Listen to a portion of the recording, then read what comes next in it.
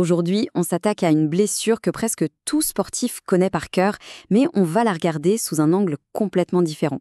On va essayer de comprendre ce que ça veut dire vraiment d'être guéri d'une entorse de la cheville. Voilà la question qui tue. Est-ce que c'est juste quand on n'a plus mal, quand on peut de nouveau bouger, ou est-ce qu'il y a autre chose, quelque chose de plus profond qui se joue? Et la réponse, on va le voir ensemble, ne se trouve pas uniquement dans le corps, non. Elle nous emmène vers une dimension qui est absolument cruciale, mais qu'on a tendance à oublier, le mental. Bon, allez, on y va. Pour commencer, plantons un peu le décor. L'entorse latérale de la cheville, ce n'est pas un petit bobo anodin.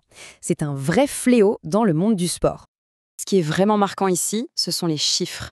On parle d'une blessure qui est partout, que ce soit au niveau universitaire aux États-Unis ou chez les footballeurs pros. Mais le chiffre qui en dit le plus long, c'est le dernier. Plus de la moitié des gens ne voient même pas de médecin. Imaginez un peu le nombre réel de cas. C'est bien plus que ce que les stats officielles nous disent. Maintenant, on rentre dans le vif du sujet. Parce que le plus grand défi, ce n'est pas toujours de réparer les ligaments. Non. Même quand la cheville a l'air d'aller mieux, il peut y avoir un obstacle. Un truc invisible qui empêche de revenir au sport avec confiance. Et cette diapo, elle résume parfaitement la situation. D'un côté, on a ce qui se voit, ce que tout le monde connaît. La douleur, le gonflement, la cheville qui lâche. Et de l'autre, on a ces barrières psychologiques, cette petite voix dans la tête qui murmure la peur de se blesser à nouveau, ce manque de confiance qui empêche de faire un crochet ou un sprint à fond, et cette perception du danger qui est complètement chamboulée. Alors, si ces facteurs psychologiques sont si importants, ça soulève une question essentielle.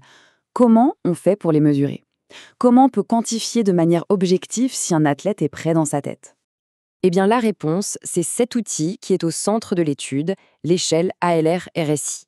En gros, c'est un questionnaire en 12 points, fait exprès pour prendre la température psychologique d'un athlète juste avant qu'il ne rechausse les crampons. Pour voir comment ça marche, c'est assez simple en fait. L'échelle est divisée en 3 grands domaines. 5 questions s'occupent des émotions, comme la peur ou la frustration. 5 autres mesurent la confiance de l'athlète dans sa propre cheville. Et les 2 dernières, elles, se concentrent sur comment il perçoit le risque de se blesser à nouveau. C'est bien beau d'avoir un outil, mais est-ce qu'il est vraiment fiable? Est-ce qu'il est pertinent pour les entorses de la cheville? C'est exactement ce que les chercheurs ont voulu vérifier. Alors voyons comment ils s'y sont pris. La méthode était hyper simple et directe. Ils ont pris 64 athlètes qui venaient de se faire une entorse, leur ont fait passer le fameux questionnaire ALR-RSI plusieurs fois, et ils ont tout simplement regardé qui revenait au sport, à quel niveau, 2 mois plus tard, puis 4 mois plus tard. Et c'est là, bien sûr, que ça devient super intéressant. Qu'est-ce que les données ont bien pu révéler? Accrochez-vous parce que les conclusions sont particulièrement parlantes. La toute première chose à vérifier pour valider un outil de mesure comme celui-là, c'est sa fiabilité. En gros, est-ce qu'il donne des résultats stables? Et la réponse est oui. Un grand oui, sans aucune hésitation. Le chiffre qui le prouve, le voilà, 0,98. Ça, c'est le score de fiabilité. Pour mettre ça en perspective, un score de 1, c'est la perfection absolue. C'est comme avoir un mètre qui donnerait exactement la même mesure, au millimètre près, à chaque fois qu'on l'utilise. On est donc tout près de la perfection. L'autre chiffre super important qui est ressorti de l'étude, c'est celui-ci, 46%. Les chercheurs ont trouvé que ce score, 2 mois après la blessure, était un véritable seuil critique, un vrai signal d'alarme. Et ce tableau nous montre pourquoi. Regardez bien la différence, c'est flagrant.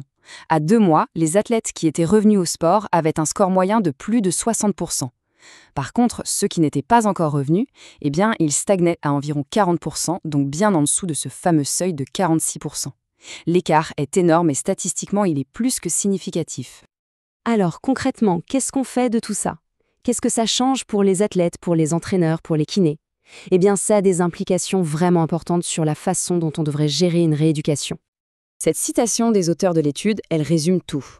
Continuer à donner le feu vert à un athlète juste en se basant sur des tests physiques, c'est une approche qui n'est plus suffisante. La dimension psychologique doit absolument faire partie de l'équation. Et donc, on termine avec cette question. En se focalisant depuis toujours sur les muscles et les ligaments, est-ce qu'on n'aurait pas oublié la pièce la plus importante du puzzle? L'esprit pourrait bien être le facteur qui décide non seulement si un athlète revient, mais surtout comment il revient sur le terrain.